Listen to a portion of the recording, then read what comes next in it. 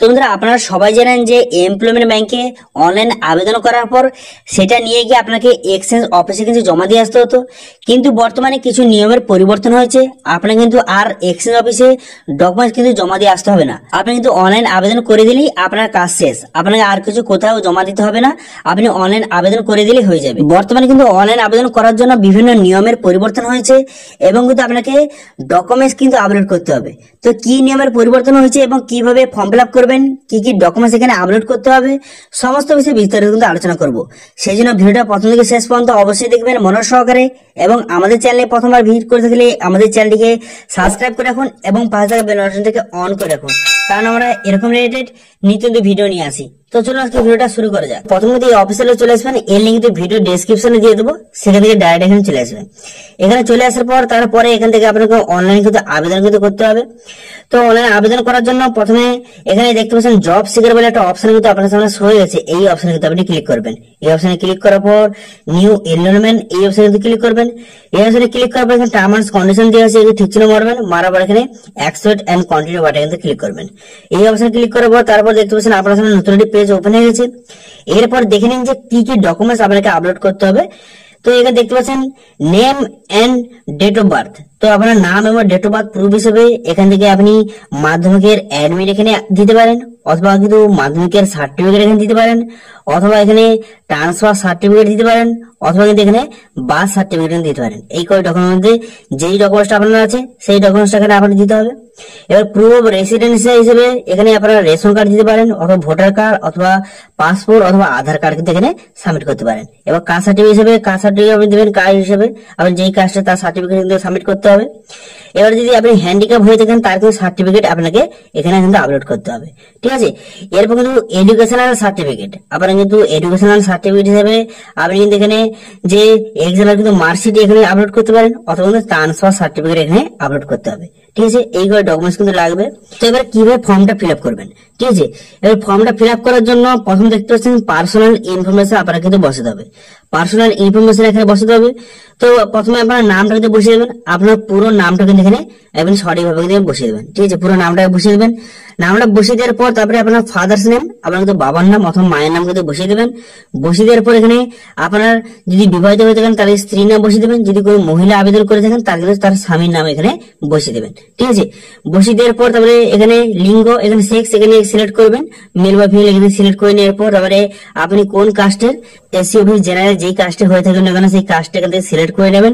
তারপরে ধর্ম এখান থেকে আপনি হিন্দু মুসলিম যেটা হয়ে থাকে এখান থেকে সিলেক্ট করে নেবেন। সিলেক্ট করে নেওয়ার পর তারপরে আপনি বিবাহিত বা অবিবাহিত এখান থেকে আপনি সিলেক্ট করে নেবেন, ঠিক আছে। সিলেক্ট করে নেওয়ার পর এখানে ডেট অফ বার্থ, আপনার পুরো ডেট অফ বার্থ কিন্তু এখানে বসিয়ে দেবেন। ডেট অফ বার্থ সঠিকভাবে বসিয়ে দেওয়ার পর আপনি যদি প্রতিবন্ধী হয়ে থাকেন তাহলে ইয়েস করবেন অথবা নো করে দেবেন। তো এরপর দেখতে পাবেন আপনি এক্স সার্ভিসের মধ্যে হয়ে থাকেন ইয়েস করবেন অথবা নো করে দেবেন, ঠিক আছে। তো এরপর হচ্ছে আপনার পোস্টাল অ্যাড্রেস, আপনার অ্যাড্রেসটা কিন্তু বসিয়ে দেবেন এখানে। আপনার অ্যাড্রেসটা বসিয়ে দেওয়ার পর স্টেট এখানে দেওয়া আছে, এরপর ডিস্ট্রিক্ট এখান থেকে আপনার ডিস্ট্রিক্ট সিলেক্ট করে নেবেন। এরপর আপনার সাব ডিভিশন এখান থেকে আপনি সিলেক্ট করে নেবেন। সাব ডিভিশন সিলেক্ট করে নেওয়ার পর তারপরে এখানে ব্লক বা মিউনিসিপ্যালিটি এখান থেকে সিলেক্ট করে নেবেন।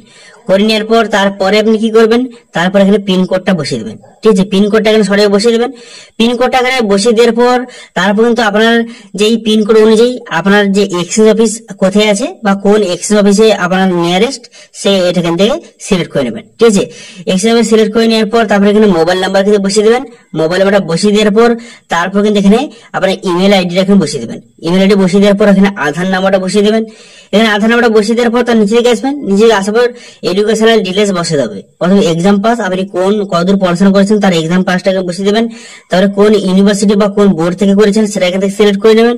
করে নেওয়ার পর আপনি কোন সাবজেক্ট বা কোন ট্রেড নিয়ে পড়ছেন সেটা এখান থেকে আপনি সিলেক্ট করে নেবেন, ঠিক আছে। কোন ট্রেড বা কোন সাবজেক্ট নিয়ে আপনি পড়াশোনা করছেন এখান থেকে সেটা সিলেক্ট করে নেবেন। এবার যদি আপনার মাধ্যমিক যদি হয়ে যায় তাহলে কিন্তু এগুলো কিন্তু অপশন কিন্তু আসবে না, ঠিক আছে। যেহেতু আমি এখানে পোস্ট গ্রাজুয়েশন করছি সেগুলো কিন্তু এইসব অপশন গুলি আসছে, তাহলে ঠিক আছে। তারপরে কবে আপনি যে পাস করেছেন তো সেটা আপনি এখানে বসিয়ে দেবেন, কবে পাস করেছেন সেটা ইয়ারটা বসিয়ে দেবেন। এখানে ইয়ারটা বসিয়ে দেওয়ার পর তারপরে কত পার্সেন্ট নাম্বার পেয়েছেন সেটা এখানে বসিয়ে দেবেন, ঠিক আছে। তো আপনার এডুকেশন কোয়ালিফিকেশন অনুযায়ী আপনি যতদূর পড়াশোনা করছেন সেটা এখান থেকে সিলেক্ট করে নেবেন। করে নেওয়ার পর পাসিং ইয়ার এবং কত পার্সেন্ট নাম্বার পেয়েছেন সেটা বসিয়ে এখানে অ্যাড নিউ অপশন কিন্তু ক্লিক করে অ্যাড করে নেবেন, ঠিক আছে। তো এইভাবে কিন্তু যতদূর পড়াশোনা করেছেন একের পর এক অ্যাড করে নেবেন। প্রথমে করবেন মাধ্যমিক, তারপরে উচ্চ মাধ্যমিক, তারপরে আপনার যে কলেজ করেছেন সেটা একের পর অ্যাড করে নেবেন। অ্যাড সমস্ত কিছু করে নেওয়ার পর তারপরে আপনি কি করবেন, তারপরে দেখতে পাচ্ছেন এখানে ল্যাঙ্গুয়েজ কিন্তু আপনাকে দিতে হবে। ঠিক আছে, আপনি যে কোন ভাষায় আপনি পড়াশোনা করেছেন বা কোন ভাষা আপনি জানেন সেই ল্যাঙ্গুয়েজটাকে এখানে সিলেক্ট করতে হবে। ঠিক আছে, ল্যাঙ্গুয়েজটা সিলেক্ট করে নেওয়ার পর তারপরে আপনি সেটা যদি পড়তে জানেন অথবা সেই ল্যাঙ্গুয়েজ যদি আপনি লিখতে জানেন অথবা কথা বলতে জানেন সেটা এখানে ঠিক চিহ্ন মেরে নেবেন। ঠিক আছে, এখানে আপনি যতগুলো ল্যাঙ্গুয়েজ জানেন এখানে অ্যাড করে নেবেন। ঠিক আছে, এখানে এগুলোকে অ্যাড করে নেবেন। অ্যাড করে নেওয়ার পর তারপরে আপনি কি করবেন, তারপরে এখানে দেখতে পাচ্ছেন যে শারীরিক পরিমাপ ফিজিক্যাল মেজারমেন্ট এখান থেকে আপনাকে সিলেক্ট করতে হবে। ঠিক আছে, ফিজিক্যাল মেজারমেন্ট এখান থেকে আপনি সিলেক্ট করবেন। প্রথমে ল্যাঙ্গুয়েজ এখান থেকে সিলেক্ট করে নেওয়ার পর তারপরে ফিজিক্যাল মেজারমেন্ট এখান থেকে আপনাকে সিলেক্ট করতে হবে। তো প্রথম যেটা করতে হবে সেটা হচ্ছে হাইট, আপনার উচ্চতা। আপনার উচ্চতা কত সেমি সেটা সেমিতে কিন্তু বসাবেন। তারপরে কিন্তু এখানে কিন্তু আপনার ওয়েট, আপনার কত ওজন সেটা কেজিতে এখানে বসাবেন। এরপরে দেখতে পাচ্ছেন আপনার আপনার চেস্টটা কত সেটা সেমিতে এখান থেকে আপনি বসিয়ে নেবেন। ঠিক আছে, আপনার শারীরিক মেজারমেন্ট এখানে বসিয়ে নেবেন। বসিয়ে নেওয়ার পর তারপর কিন্তু আপনাকে ফটো এবং সিভি কিন্তু আপলোড করতে হবে। ঠিক আছে, ফটো এবং সিভি আপলোড করতে হবে। এখানে ফটোটা আপনি আপলোড করে দেবেন 500 কপির মধ্যে, সঙ্গে কিন্তু সিগনেচার থাকবে। ফটোয় কিন্তু সিগনেচার করে নেবেন, সিগনেচার করে নিয়ে কিন্তু সেটা আপলোড করে দেবেন। সেটা তো 500 কপির মধ্যে হতে হবে, জেপিজি ফরম্যাটে। ঠিক আছে, জেপিজি ফরম্যাটে 500 কপির মধ্যে হতে হবে, সেটা আপলোড এখান থেকে করে নেবেন। করে নেওয়ার পর তারপর সিভি আপলোড করে নেবেন। এটা কিন্তু 200 কপির মধ্যে হতে হবে, এটা কিন্তু ডিওসি ফরম্যাটে। ঠিক আছে, ডক্স ফরম্যাটে এখানে হতে হবে, ডিওসি ফরম্যাটে এখানে আপলোড করে দেবেন। ঠিক আছে, করে দেওয়ার পর তারপরে এক্সপিরিয়েন্স ডিটেলস, কোনো যদি কাজের অভিজ্ঞতা থাকে তো এখানে বসাবেন, যদি না থেকে থাকে তাহলে বসানোর দরকার নেই। যদি আগে কোথাও যদি কাজ করে থাকেন তাহলে কিন্তু ডিটেলস বসাবেন, যদি না করে থাকেন বসানোর দরকার নেই। এরপর অ্যাডিশনাল ডিটেলস আপনাকে বসাতে হবে। প্রথমে এখানে দেখতে পাচ্ছেন প্রুফ অফ রেসিডেন্স, এখান থেকে আপনাকে প্রুফ অফ রেসিডেন্স হিসেবে একটা ডকুমেন্টস কিন্তু এখানে সিলেক্ট করতে হবে। তো প্রুফ অফ রেসিডেন্স হিসেবে এখানে কোন ডকুমেন্টস আপনি দিতে পারেন, তো এখান থেকে আপনি ration card, voter card, passport অথবা আধার কার্ড কিন্তু এখানে আপনি সিলেক্ট করবেন। তো যেইটা সিলেক্ট করবেন তার কিন্তু নাম্বার এখানে বসিয়ে দেবেন। ঠিক আছে, যেইটা ডকুমেন্ট সিলেক্ট করবেন তার নাম্বারটা এখানে সঠিকভাবে বসিয়ে দেবেন। নাম্বারটা সঠিকভাবে বসিয়ে দেওয়ার পর তারপর এখান থেকে আপনি উইদিন কান্ট্রি এখান থেকে সিলেক্ট করা আছে, এটা কিন্তু আপনি রাখবেন, অথবা কিন্তু আপনি উইদিন স্টেটও কিন্তু এখানে করতে পারেন।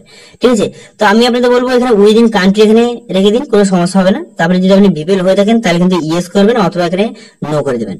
তারপর কিন্তু আপনার এডিশনাল ইনফরমেশন, আপনার যদি কোনো আরো অতিরিক্ত যদি ইনফরমেশন থাকে তো এখানে বসিয়ে দেবেন, যদি না থাকে বসানোর দরকার নেই। ঠিক আছে, বোঝা গেল। তারপরে কি করবেন, তারপরে এখানে দেখতে পাবেন যে সিকিউরিটি কোড, এই যে কোডটাকে এখানে বসিয়ে দেবেন। এখানে বসিয়ে দেওয়ার পর তারপরে এখানে দুটো ঠিক চিহ্ন মেরে দেবেন।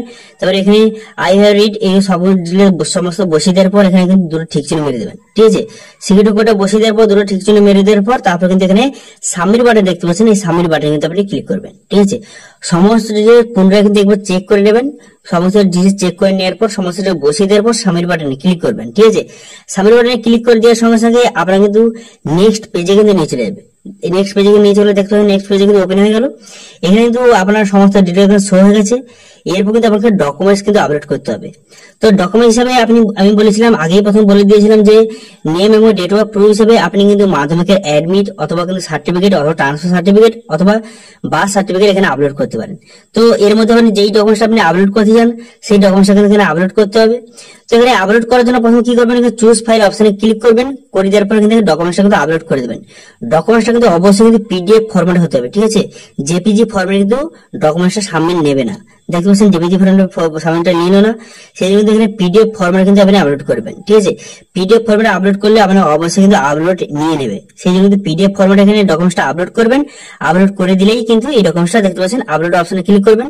এখানে চুজ ফাইল অপশনে ক্লিক করে ডকুমেন্ট সিলেক্ট করে আপলোড অপশনে ক্লিক করে দিলেই আপনার ডকুমেন্টসটা আপলোড হয়ে গেল। দেখতে পাচ্ছেন আপলোড হয়ে গেল। তো এইভাবে কিন্তু আপনাকে সমস্ত ডকুমেন্টস কিন্তু এখানে একের পর এক কিন্তু আপলোড কিন্তু করতে হবে। ঠিক আছে, তো সমস্ত ডকুমেন্ট একবার আপলোড করে নেবেন। তারপরে দেখতে পাচ্ছেন যে প্রুফ অফ রেসিডেন্স হিসেবে আপনি ডকুমেন্টস যে আপলোড করবেন, সেই আপলোড করার জন্য চুজ ফাইল অপশনে ক্লিক করে আপনি এখানে আধার কার্ডটা সিলেক্ট করেছিলেন, সেই জন্য কিন্তু এখানে আধার কার্ডটা আপনাকে আপলোড করতে হবে। তো এখানে আধার কার্ড আপলোড করে দেবেন, তারপর কাস্ট সার্টিফিকেট আপলোড করে দেবেন। করে দেওয়ার পর আপনার কতদূর পড়াশোনা করেছেন তার কিন্তু এখানে যে সার্টিফিকেটটা কিন্তু আপলোড করে দেবেন, মার্কশিটটা এখানে আপলোড করে দেবেন। ঠিক আছে, মার্কশিটটা এখানে সঠিকভাবে আপলোড করে দেবেন। তো সবগুলো একেবারে পিডিএফ ফরম্যাটে আপনি আপলোড করে দেবেন। আপলোড করে দেওয়ার পর তারপরে আপনি কি করবেন, তারপরে এখানে দেখতে পাচ্ছেন সাবমিট বাটন, এই সাবমিট বাটনে কিন্তু আপনি ক্লিক করবেন। এরপর ওকে করে দেবেন। এখানে ওকে করে দেওয়ার সঙ্গে সঙ্গে আপনার কিন্তু যে ফর্ম ফিল আপটা সাকসেসফুল হয়ে গেল, সাবমিট হয়ে গেল। এর কিন্তু এখানে কিন্তু আপনাকে একটা টেম্পোরারি এনরোলমেন্ট নাম্বার প্রোভাইড করেছে। এখানে কিন্তু কবে রেজিস্ট্রেশন করেছেন, আপনার নাম সমস্ত যেখানে শো হয়ে গেছে। এখানে প্রিন্ট পেজ অপশনে ক্লিক করে এই পেজটা কিন্তু প্রিন্ট আউট করে নেবেন। প্রিন্ট আউট করে নেওয়ার পর তারপরে আপনাকে কোথাও কিন্তু যেতে হবে না, ঠিক আছে। কোথাও যে এটা এনরোলমেন্ট অফিসে গিয়ে যে জমা দিতে হতো সেটা কিন্তু আপনার জমা দিতে হবে না। আপনি যে ডকুমেন্টসটা আপলোড করলেন সেটা কিন্তু ভেরিফাই করা হবে। ভেরিফাই করে দেওয়ার পর তারপর কিছুদিনের মধ্যে আপনার কিন্তু ইমেলে এবং মেসেজে কিন্তু আইডি পাসওয়ার্ড সেন্ড করে দেওয়া হবে। তারপরে সেটা দিয়ে এখানে আপনি লগ ইন করতে পারবেন, ঠিক আছে। অথবা যদি আপনার অ্যাপ্লিকেশন রিজেক্ট হয়ে যায় সেটা কিন্তু এসএমএস এর মাধ্যমে আপনাকে জানিয়ে দেওয়া হবে। তো এইভাবে কিন্তু আপনি এমপ্লয়মেন্ট ব্যাংকের আপনি কিন্তু এখানে রেজিস্ট্রেশন করতে পারবেন এবং রেজিস্ট্রেশন করে দেওয়ার পর আইডি পাসওয়ার্ড কিন্তু এইভাবে কিন্তু আপনি নিতে পারবেন। এবং আইডি পাসওয়ার্ড দেওয়ার পর আরবার আপনাকে একটা ফর্ম ফিল আপ করতে হবে, সেখানে কিন্তু ব্যাংক অ্যাকাউন্ট অ্যাড করে দেবেন। করে দিলেই কিন্তু আপনি যুবশ্রী খাতার নাম আপনার উঠে যাবে। উঠে গেলেই কিন্তু আপনার কিছুদিনের মধ্যে প্রত্যেক মাসে 1,500 টাকা করে আপনার অ্যাকাউন্টে কিন্তু চলে আসবে, ঠিক আছে। এটা হচ্ছে ফুল প্রসেস। তো যদি এই নিয়ে কোনো যদি কোশ্চেন থাকে বা কোনো যদি জানার ইচ্ছা হয় তাহলে কিন্তু কমেন্ট করে জানান, আমি অবশ্যই রিপ্লাই করবো। এবং আজকে ভিডিও যদি একটু ভালো লাগে থাকে ভিডিওটা একটা লাইক করবেন এবং ভিডিও কিন্তু বন্ধুর সঙ্গে শেয়ার করে দেবেন। এবং আমাদের চ্যানেলে প্রথমবার ভিজিট করে থাকলে আমাদের চ্যানেলটিকে সাবস্ক্রাইব করে রাখুন এবং পাশে থাকা বেল বাটনটিকে অন করে রাখুন, কারণ আমরা এরকম রিলেটেড নিত্য ভিডিও নিয়ে আসি। তো আজকে ভিডিও এই পর্যন্তই, দেখা হচ্ছে নেক্সট ভিডিওতে। Thank you.